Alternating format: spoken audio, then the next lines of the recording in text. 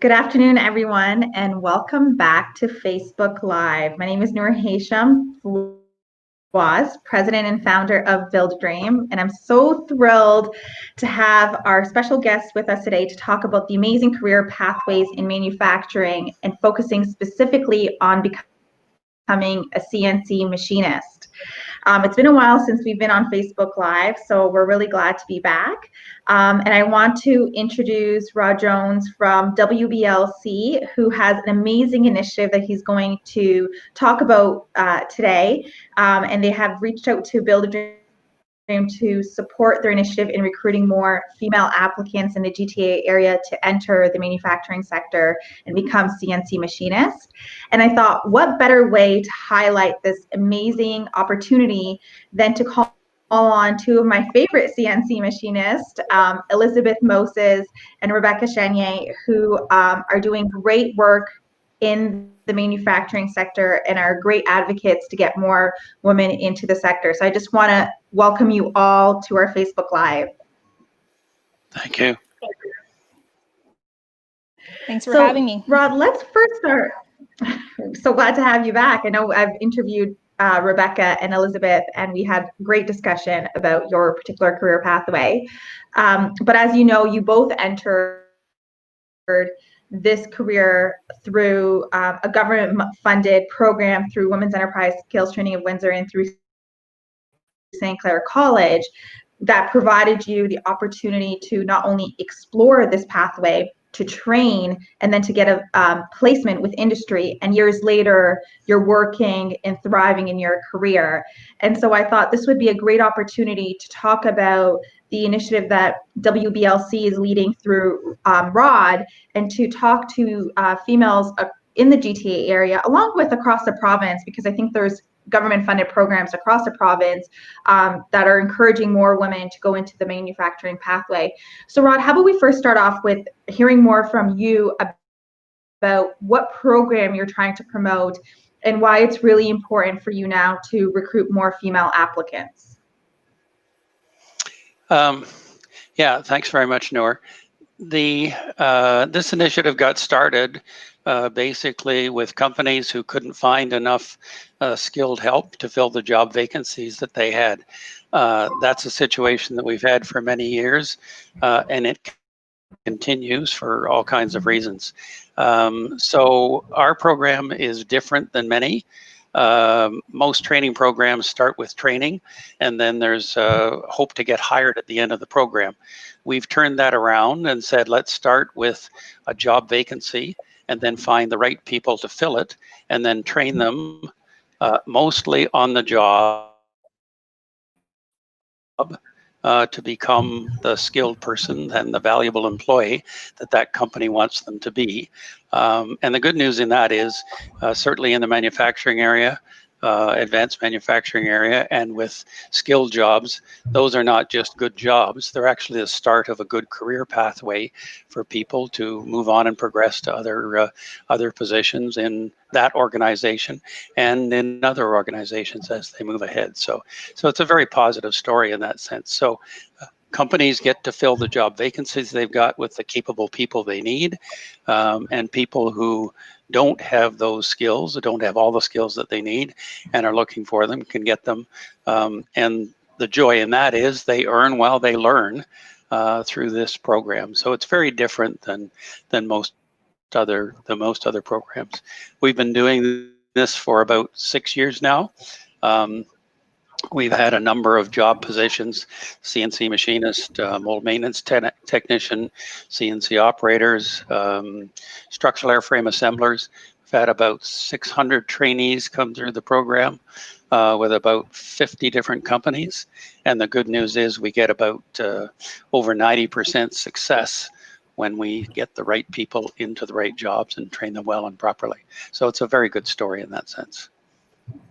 I love it. And I love the aspect that they're entering the job first, and then they're training and learning while they're getting paid to do so. And that the industry is realizing that there's a need for that, and there's a gap in the area and that they're willing to invest in that training. But great for WBLC to see that and to create a program that's very niche that gets people employed and gets to also bridge the skilled trade shortage, especially as I look at the time that we're in during COVID.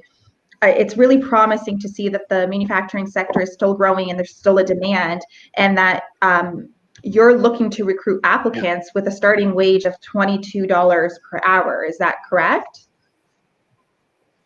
Yep. Yeah, it depends on the company, obviously.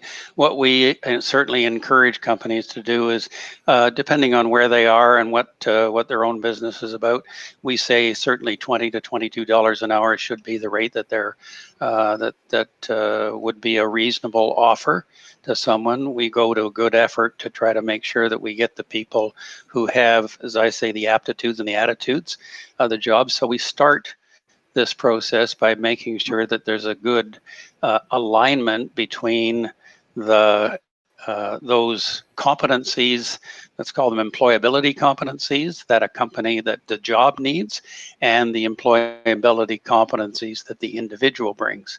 And that we know is going to make for success, because if people, I mean, we all know what it's like, not every job is for everybody.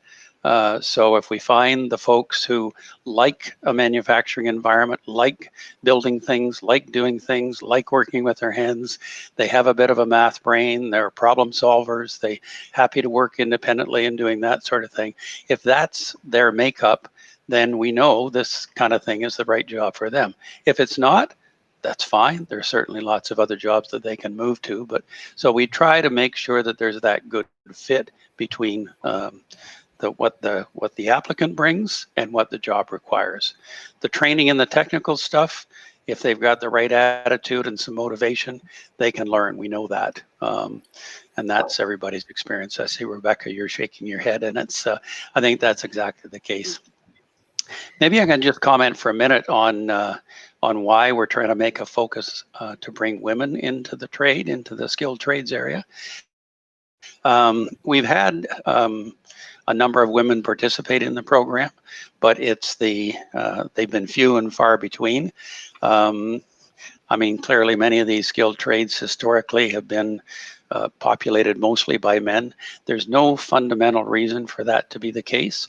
In fact, once companies learn about it, they actually in some cases prefer to have women for some of those jobs, just the nature of the outlook and the approach and that sort of thing. But the reality is we're ignoring, we don't have enough skilled people to go around. If we're going to bring people into the trade, where to find them? There's a whole unserved population out there, women, for whom this can be a very good job. I can tell you for certain, when I approach companies and say to them, we're taking a focus on women, are you okay with that approach? They say, absolutely, right? Without exception. There is no bar to that from a company perspective at all. So it's, and I think Elizabeth and Rebecca, you're testament obviously to that sort of thing. So it's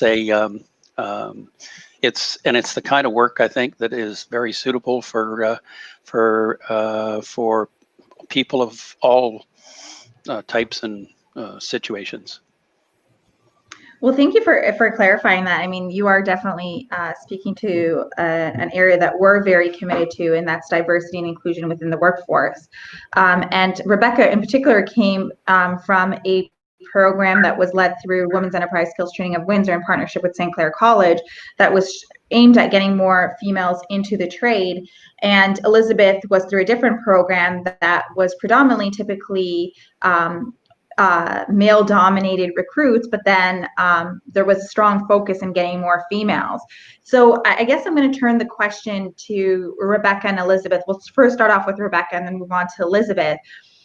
What was it about the program that interested you in considering your application? And then once you got in, what motivated you to continue in the field, and what advice do you have for females that are tuning in right now and wondering, is manufacturing the right industry for me? And particularly, am I interested in becoming a CNC machinist? For myself, when I first saw the flyer, I think if it didn't say that it was specifically for women, I might not have even taken a second glance at it, because to me, like, I didn't know what a millwright was. It's for industrial millwright mechanic, the pre-apprenticeship program I took, with a strong focus on CNC machining. So when I saw that, it was like foreign to me, but it did say specifically for women, and I was looking to kind of restart a career. So that actually is what piqued my interest, because I was like, oh, this is something I can do. I don't even know what this is. And then, of course, you go to the computer and you start researching. And I figured out what it was, and I was like, oh, wow, this actually sounds very intriguing. It immediately piqued my interest. And that's kind of how that whole thing initiated. I was a single parent and looking for a career to support my family. So going back to school full time just doesn't seem like an option. You're like, I'm going to be stuck in a financial spiral out of control for years before I start my career. But this is super appealing because, as mentioned, earn while you learn, right? You get to work full time and you go to school twice a week at night, which is a lot to juggle, but definitely worth it for the career that you get at the end. So it just checked off all my boxes there. And not only that, but totally piqued my curiosity, which I feel like is so important. As soon as I began doing the program, I was hooked. Like, it was so different than what I'd done before. And they really start you off from like nothing. Like, before that, I had taken a couple courses in high school, but that was 10 years prior. I wouldn't call it experience. They teach you like the shop talk. So even going in, you know that decimal place 001 is a thou. Like, just things like that you didn't know. And it just made you feel more confident. So when I was taking the program, since it was for millwright with a focus on CNC, you kind of got a little taste of everything, which is one aspect I really liked. So a millwright is a huge umbrella, and it covers basically a whole range of things. You touch on electricity a bit, you do a little bit of everything, and you run the manual machines. So that's the machining, and they even have some CNC machines you dabble in there. Was part of the course, so I just became very intrigued. I love being hands-on. I was like, yes, this is for me, and that determination is what you need. So in the end, when there was a job fair, people see your passion. They're like, that's who we want working for us. I had 3 job offers, and I chose my company, who I've been with ever since. They've been really supportive.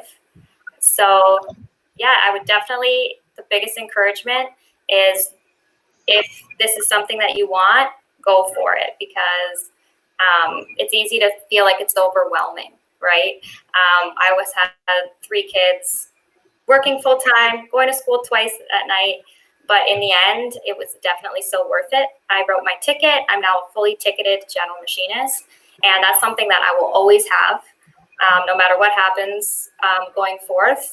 I will always be a Red Seal machinist. I can take that anywhere across Canada, and I have a skilled trade, like a skill I didn't have before, I've now acquired. So I would definitely recommend it, and just say, don't give up. If it's something you're interested in, go for it. Thank you. And how much did you invest in your own training? How much, what cost would you say was your investment? For me specifically, that depends on your sponsor and your employer, but they did reimburse my tuition each year if I held a 70% grade average. And the pre-apprenticeship program was also a free program. It gave you all your tools. It supplied you with everything you need, not just tools, not just financially, but with just feeling like you could do it. Any question you had, resume building, everything, they were there. Interview skills, math upgrades. There was tutors at the college. The college has so many programs to help you. So every step of the way, there was just support. So financially, didn't cost me very much. Maybe invest a few tools. They did give you some, but if you want a tool here or there specifically for the job you're doing, that's pretty much it. Really interesting, especially as we know that there's a lot of students that walk away with really high debt and having a hard time finding a job within their field. If we look at the program being run through WBLC, they're actually giving you a job and then training you on the CNC machine, which they're paying you, and again, you have zero investment in your own training. So that's another reason why I love the skilled trades, and there's a demand. So thank you for sharing that. How about you, Elizabeth? I know your story was a little bit different because you were right out of high school. Yeah, I was right out of high school. I did first robotics in high school, so I had the opportunity of building robots in high school and working with my hands. And out of grade 12, I didn't know what I wanted to pursue in college at the time. I was looking at the programs and I'm like, I don't know what I want to pursue. But I saw the flyer at the school on the wall and I was like, this sounds incredible. I was looking at that. It's like, do you like to work with your hands? And I was like, yes, I do. You like building stuff? Yeah, I was looking at the program and I looked at the what it was offering. It was like free tools. Also tuition is free too as well. And I was like, this is a great opportunity for my life. Because for me, I wasn't born in this country and my family, I didn't have money to go to school. I couldn't afford an education. So for myself, I saw this as an opportunity to go to school and I could actually get a job as well. And it was just an amazing opportunity and I wanted to pursue it. It was very hard for me at first, I'll admit to that too as well, because applying to this opportunity, a lot of people were discouraging me. They're like, Elizabeth, you're making the worst decision of your life because first of all, you're a woman, you're not going to make it through and you're not going to get in. But you know what? Even regardless of that, I still decided to apply and I got in and I was so happy to start at St. Clair College. And the training was amazing, just learning about machines and how they work and how they function, and then being able to actually run them in class and make parts with your hands. It was amazing. And I was like, this is incredible. And I was like, I can't wait to start working. And I started working at Windsor Mold in 2017. And I've been there now for 3.5 years. So for Windsor Mold, they're amazing. They're an amazing company. I'm very grateful to work with them. And they have actually paid for my education. So I ended up graduating last year from the General Machinist program at St. Clair College, debt-free. So they took care of that as well. And they've been so supportive of me. And I was the only woman in my company that was a machinist. So for them, they even gave me opportunities to work with the men and always tried their best to show me everything and train me. And I'm right now, I'm in the process of registering for my Red Seal. So it's been an amazing process. And I'm so happy that I chose this career pathway and entering into machining. So what that advice? Is my story. No, that's amazing. I love your story. It's really, it continuously inspires me and energizes me to keep doing this work and advocating for more women to enter these fields. But what advice do you have for females? Maybe they're uncertain and they're doubting if they belong in the industry. Like, what advice could you give them that you wish people gave you when you were starting out? For them, I would say just apply to the opportunity. It's out there. Just check it out, see how you like it too as well, and keep believing in yourself. It's important that you believe in yourself as a woman, that you can do this job, because you know what? There's so many things that we can offer for our companies. We're really, like, many of us are great at math. Some of us are very good at visual skills. Like, women have great visual skills. That's what companies constantly keep saying about women that work in these fields.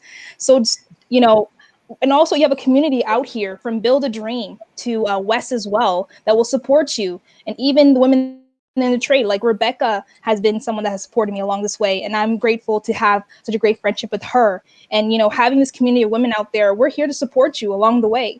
We're your community and we're here to help you. If you ever need help or advice, come and talk to us. If you're curious more about what this trade is, feel free to message us too. Well, we're more than happy to talk about our experiences and to share that with you. And on that note, for anyone that's tuning in, if you have any questions for any of our panelists, please ask away. This is your chance to really learn more about the industry and how you can start your career in manufacturing.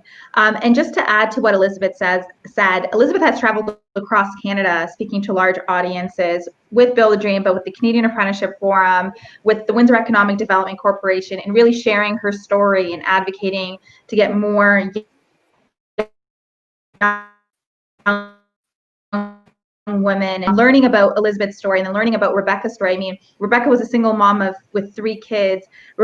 Elizabeth had just finished high school. Both found themselves in manufacturing and continue to pursue this pathway. So it is a long-term opportunity for you to not only grow, but make the financial gains that will allow you to raise 3 kids, or that allow you to not have to invest so much in education. And I love hearing the fact that you walked away debt-free. Like, I have to say, nothing against post-secondary. I'm a graduate from post-secondary, but I paid off my student debt 3 years ago, and I graduated 10 years ago. So it's just like, in contrast, like, you are so much more financially ahead than many people that are investing in their education. And Rod says this often, and I know that on part of their program, this is not for everyone. And we're not trying to say that everyone should go into manufacturing. There are specific requirements that this program is looking for. And one is some experience in manufacturing, some experience in being able to work with machinery or tools. So Rod, can you talk more specifically about the hard skills that in the background and experience that you're looking for an applicant? Like, for example, let's just say Elizabeth had applied right out of high school. Would her first robotics experience and her experience in some of the tech classes been enough for her to be considered a candidate? Yeah, I think what we're looking for are people who have demonstrated that they've got some comfort in that sort of an environment, that they like things that are mechanical, that they've got, as you said, Elizabeth, a bit of a math brain, need to think in 3D. If you're going to be a machinist, you got to be able to visualize things in that sort of sense. So there's just a few questions that we, as I said, we ask people to think about. And if they can answer yes to most of those questions, then they can fit very well into that kind of and more importantly, actually, they'll actually enjoy the job. They'll get satisfaction out of it. I mean, I hear that in spades in both Elizabeth and Rebecca, and the fact that they really take great pride and great delight in what they're doing. So it obviously fits with the kinds of things that give them satisfaction. But those are also the things that make them successful in that work. So it's those attributes, those that they bring, are really critical. I mean, we look when we do the assessment process that we put people through, we're looking for 3 cognitive skills, numeracy, verbal skills, 3-dimensional thinking. We're looking for about 8 different personal and relational competencies: energetic, drives for results, focus on self-discipline, assertiveness, friendly, teamwork, all those kinds of things. And then business competencies: problem solving, planning, decision making, focus on detail and quality, computer usage, a whole bunch of those kinds of things, and obviously a safety focus as well. So when we find people who have those kinds of aptitudes and attitudes, those are the ones that fit well with that job and that kind of working environment, and particularly a manufacturing environment. So to your question, what we're looking for, people who have demonstrated some affinity for those kinds of that job environment, if I can say that. I mean, if you I used to say that you hadn't hit the real world till you walk out back and smell cutting fluid, right? I mean, that's just a machinist kind of a world in that sort of sense. So if people walk out and go, oh my God, what is this all about? Then that's fine. It's just not an environment that fits them. But if they walk out and they say, wow, this is great. Look at these machines. If I could actually help make those things run and work properly, if I could get the parts produced on, according to spec and according to schedule, I'd be thrilled with that kind of thing. So we're just looking for people who've got some comfort in that kind of environment. It can come out of oh gosh, anything from if you took your bike apart and put it back together again and all the pieces fit and it ran properly, then that's a pretty good sign, right? So you don't necessarily have had to work in that kind of an environment, but you got to have some exposure to it and know that it's the kind of thing that will give you satisfaction and reward, and that you'll be comfortable in it. So that's really what we're looking for.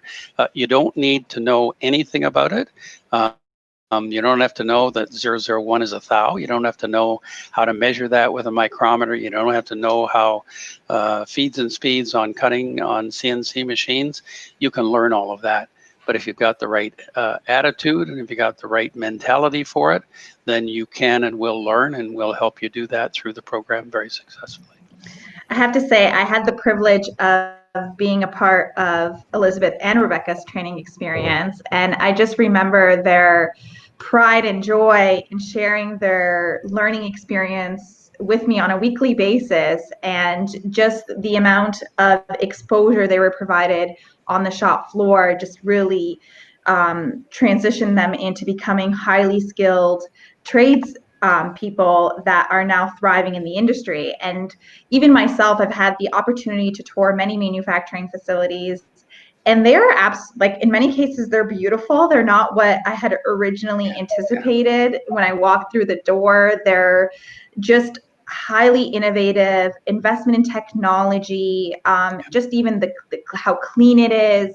And speaking of the CNC world, the machinist world, I also found it interesting that so many things that are made are touched by a machinist through their lifespan. And speaking about that, for those that are unsure, like what does a day in the life of a CNC machinist look like? Could we maybe have Elizabeth or Rebecca highlight that, and then highlight your like proudest moment on that machine? Rebecca, we'll start with you since you're smiling. It seems like you have a story to share. So machinist, so it's just interesting, as you were saying, reminding me of accomplishments week by week. So it's funny to think about how far I've come.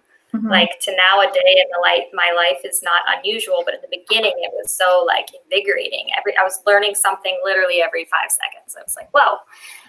But basically a day in the life of, I run a CNC lathe right now. So CNC, basically, I don't know if people are familiar with the manuals. So a manual mill or a manual lathe, they operate by moving a table and spinning a wheel. So CNC basically does that for you. You create a program for it, and it tells the machine where to move.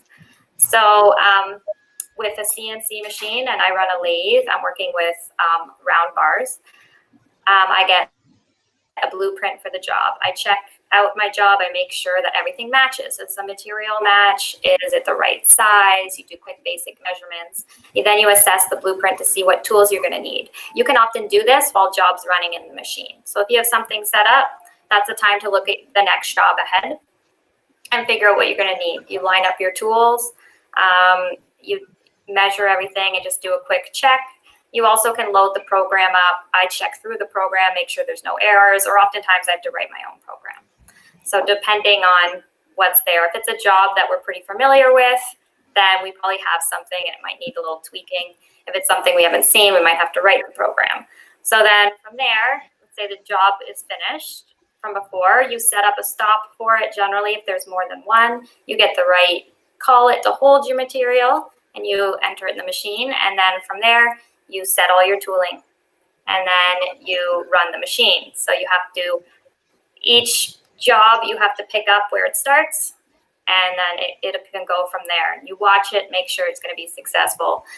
And then at the end, you have to make sure, as was mentioned, that it's to specification. So you want to check that print and see how detailed you have to be, how accurate it has to be. If it doesn't have to be accurate, you don't want to waste time. You want to be efficient.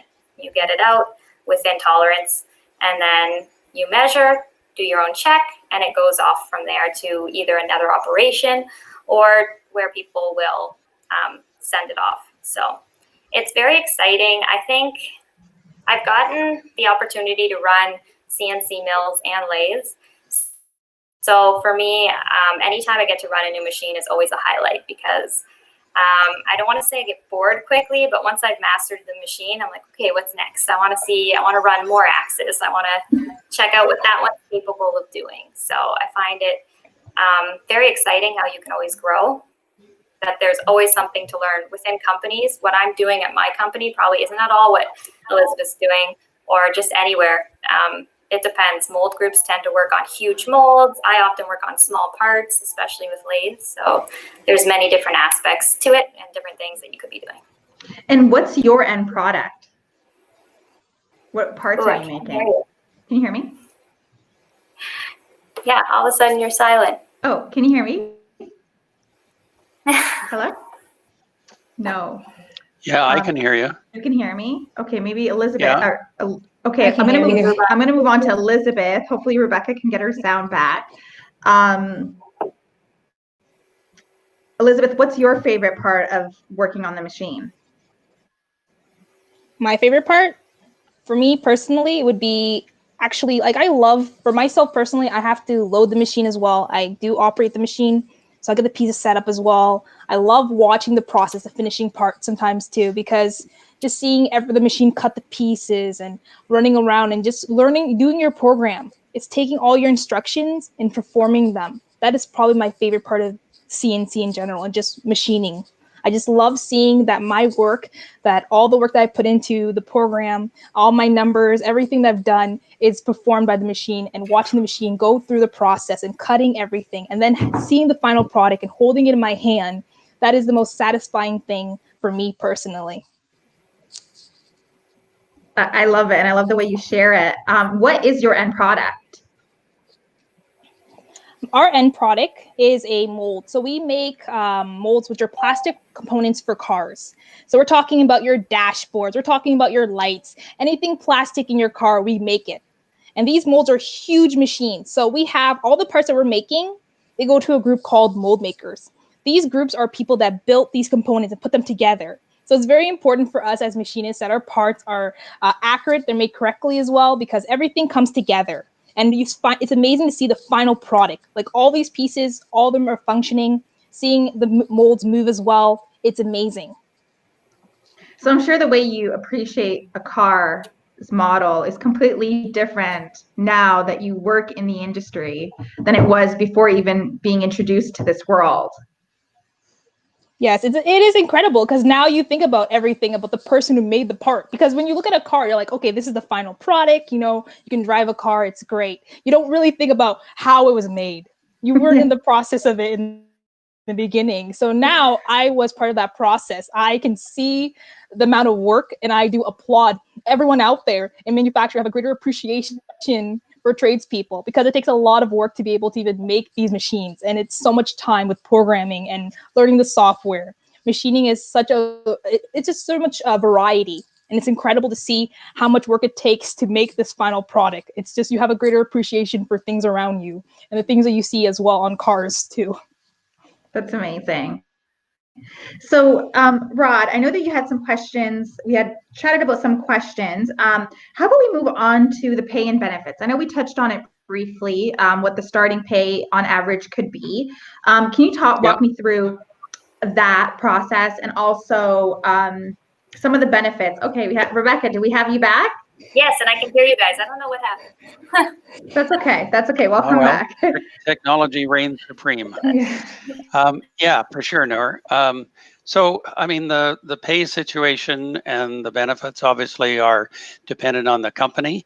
So for Rebecca, I'm sure her situation at Centerline is a little different than yours, Elizabeth, at Windsor Mold, but that's up to each company. What we want to do is to make sure that they're offering at least a starting wage that is attractive for the very good, capable people, and those that we've selected that we know can learn and do the job. So we encourage them to get started at that kind of rate. But as you guys know, the opportunities thereafter are great. So after you've completed the program, in our case, it takes about 6 months. And then companies will usually make some kind of pay adjustment as people move on and progress and become more proficient and more productive. I mean, fully capable CNC machinists, ones with experience, will be earning $35 or $40 an hour. I mean, that's a pretty decent wage. Tack on some overtime, tack on some benefits, get some holidays that go with it, and it's a very nice working environment. As we say, you can raise a family on that, as you're doing, Rebecca.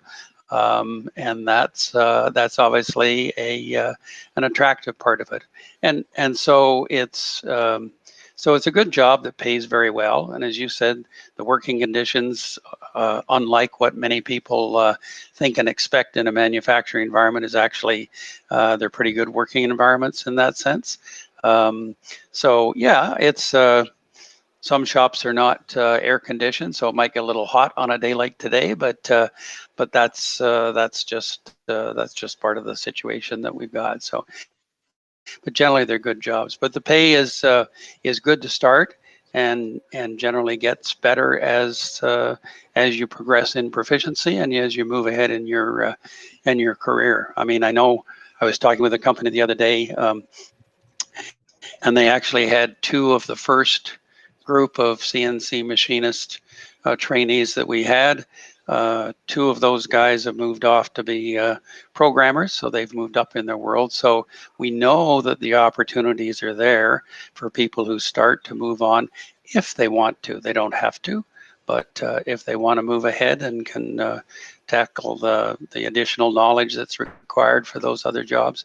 So whether you move into the quality area, you move into programming, move into design, move into wherever you can lots of opportunities, and companies are happy to make those opportunities available for people who are capable and interested and want to move ahead. So yes, good pay, I think, to start, but more importantly, the opportunities are there to move on, advance in that job, increase your pay, and have a career opportunity or career opportunities ahead of you that are actually quite appealing.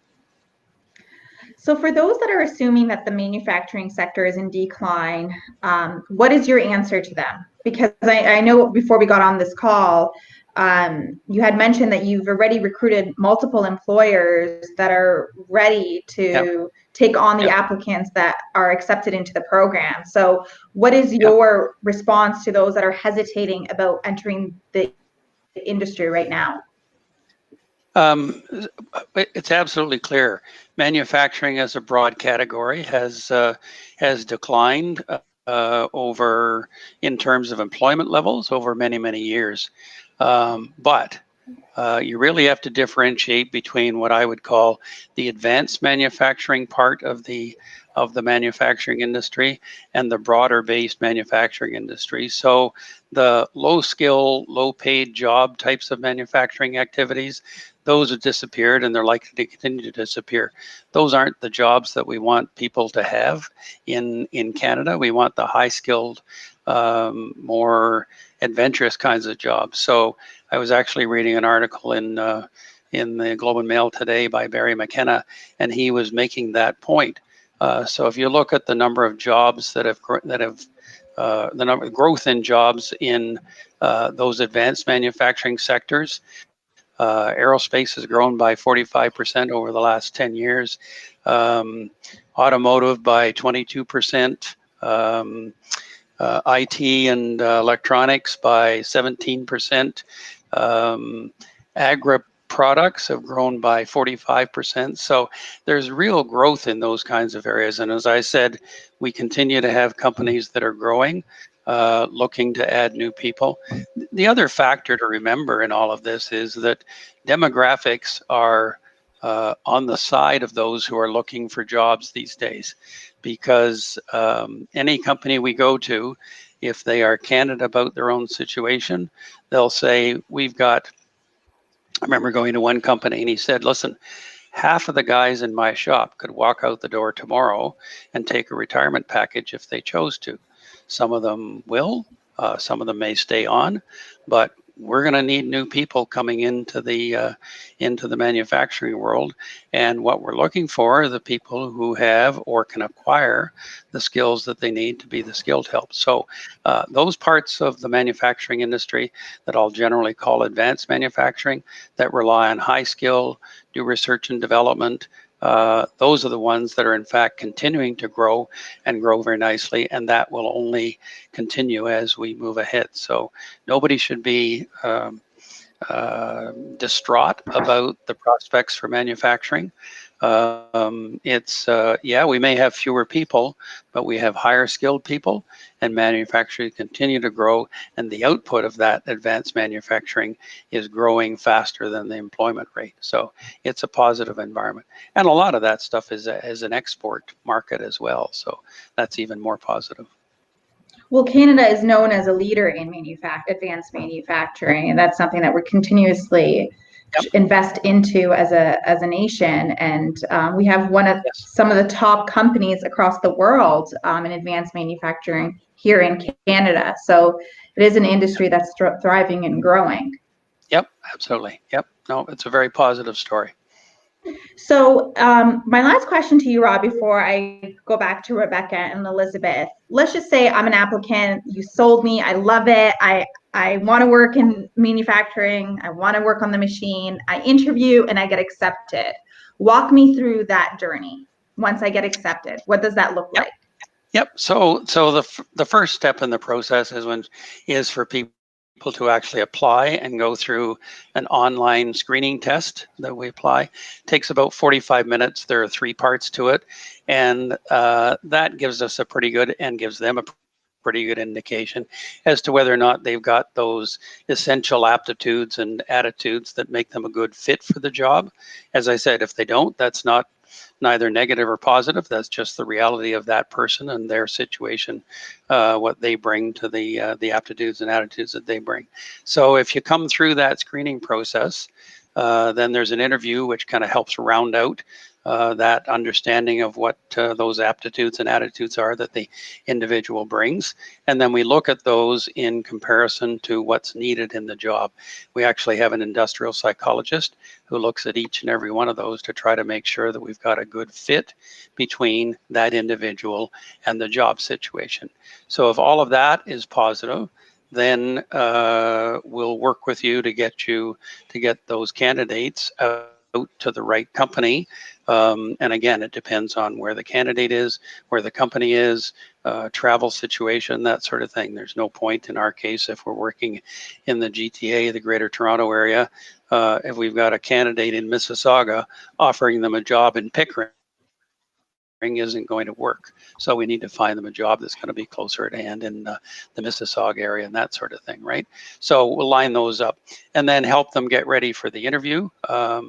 If they need a little bit of coaching in that sort of sense, we'll help them get ready and then send them out to the company for the job interview. And then out of that, the company will make the hiring decision. And then they can, now the program may not officially start, let's say for 2 weeks after their interview. The company can hire them at that point and start them to work and get familiar with the work environment, or they may wait until the start of the program. So it's the program officially starts on a set date. So it's a program of screening out to companies to interview, get hired, and then start your program. So once they get hired, what's the training program like? Is it on the job? Is it virtual? What am I expecting once I'm hired? Well, clearly there's some, what do we say, basic knowledge that you need, how to use micrometers, how to use measuring instruments, understanding how to read drawings if you haven't done that before. So there's a whole bunch of basic knowledge. And what we're doing is enabling people to learn that through e-learning. So they're actually in their workplace, but they'll take some time every day to go into a training room at a computer workstation, whatever it may happen to be, and spend some time e-learning. They then, there's also some shop floor assignments that they'll do so that when they've done a chunk of the e-learning, and there's probably about 10 modules, might take 80 or 90 hours in total over maybe a couple of months.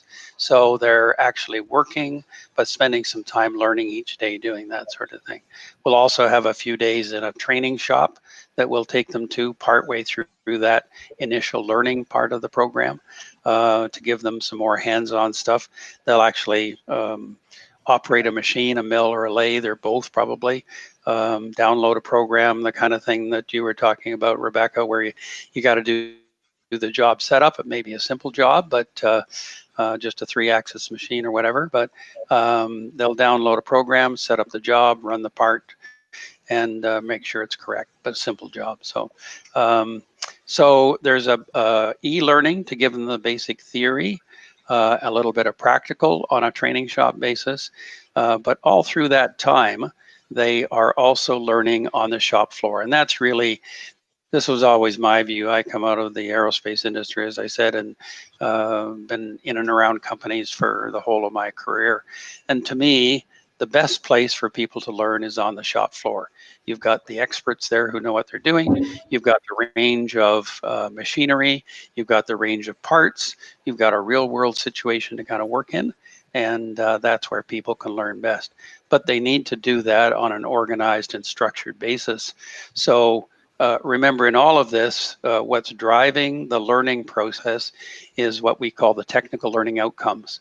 So those are the competencies that people require to have to be a competent machinist. So when the trainer on the shop floor, the company expert, is helping a trainee learn, they're learning those TLOs that are specified for the job. How did we determine what those TLOs need to be? We sat down with a bunch of company experts, and they said, here's what they need to know and be able to do to be a capable CNC machinist level 1, right? So everybody's being guided. So the e-learning process, the training shop effort, and all of the learning on the shop floor is driven by those technical learning outcomes. We're all marching to the same drum, which is actually, again, a big difference with our program. Companies have trained on a casual basis and on an informal basis forever, but it was an inefficient process and not a very helpful process. It was kind of throw people out on the shop floor, hope they learned something, and if they did, then fine, and if they didn't, well, we'll have to do something about that. So not a very good process. So what we're doing takes that informal process, makes it formal and structured. And then the final piece of the process is we actually do certification so that we have an independent assessment as to whether or not the trainee has actually mastered adequately all of those technical competencies that are required in order to be able to be a proficient and productive CNC machinist level 1. That's a start level. Is not complete in that sense, but so you put all of that together, the screening, the learning that goes on, the practical learning on the shop floor, certification to verify that they've in fact learned what's required to be learned, and you get a good outcome. And as I said, the benefit is so this goes back to what Rebecca and Elizabeth were talking about. It's really helpful if you can be confident at the start that you can get through this and be successful, because it's, for many people, it's a whole different area. It's a new experience. It's a new type of work activity. But what we can say to people is, if you make the effort, and you clearly have to make the effort, but you can be successful. And we know that 92% of those that start the program can be successful if they're willing to put in the effort. So put all of that together, and it's a very positive kind of a thing from everybody's perspective. Companies are happy to spend the time because they know that they're not wasting their time. They're getting a good result from that, and the individual can be confident that if they choose to put the effort in, they can be successful and have a good job and a good career. And what's the whole training process? What's the length of time? Once I get hired and I begin the training, how long does that typically take? It's as fast as the trainee and the company can get there, because it's not time dependent, it's outcomes dependent. So if we've got somebody who has to bring some background in the job necessarily, then they can get it done quickly. Nominally, we say for a CNC machinist, we started by saying it was roughly 6 months. We're finding some people are getting there in 4 months. Some people are taking 5.5 months, or 6.5 months. But that's really dependent on how. So remember, if people are learning in a work environment, the work environment isn't being organized to support their training. The work environment is being organized to get production out the door, meet schedule, get revenues, and do what businesses are there to do. So sometimes the training opportunities don't come along as conveniently as they might from a training perspective. But if they do, then the trainee can get there as quickly as the company can put those training opportunities in place. But nominally for the CNC Machinist program, it's been 6 months. We're actually finding with another program that we're running where we've started with the e-learning, and this is the other side of the This is the mold maintenance technician. So those are the folks who put the molds together or take them apart or clean them and do whatever. So it's the other part of the mold making business. We thought initially that would be 7 months. It's actually turning out to be closer to 5 months. So it can get there. So people can get there as quickly as they choose to get there. Once they've demonstrated that they're competent, we're done. So it's, but nominally, I would say count on 5 to 6 months being normal for this program. Wonderful. And how many applicants will you be accepting into this program? Well, at the moment, this is, we've got funding support from the Ministry of Labor, Training and Skills Development. And we've got 15 places to fill in this program. So we'll have 2 groups of 7 or 8, I would think. That's just a start at this point. We're hoping that once we get this up and running and demonstrate the effectiveness of it, that we'll actually be able to get funding to do many more. Earlier programs, we had, 120 and then 80. So we've trained, I think, about this point, about 250 machinists. So Wow. The demand is out there from a company perspective, and the opportunity is there for lots of people who are looking for jobs and looking to get skills. So we're ready to do more. We just need to find a way to get the resources to make that happen. So, but at the moment, it's 15. So for those that are tuning in and listening to this episode, I promised Rod and Wayne and Paul Coleman, who introduced me to this wonderful organization, who's committed to getting more women into the industry, that we would get them 15 female applicants that will love working in manufacturing and that are thriving and interested in not only pursuing a rewarding career, but getting paid really good money with great benefits and growth opportunities to make it happen. So if you're interested, prove to the industry that women belong and women are really interested in pursuing these occupations, and go to www.workbasedlearning.ca to fill in the online application. You can also visit our website at www.webuildadream.com, because we also have the flyer out there, and we can connect you to the application and kind of also help walk you through the application process. And Elizabeth and Rebecca have offered their support in answering questions as well, and showcasing how they've thrived and been able to really financially build their family situation by just entering the trade. And you heard their stories.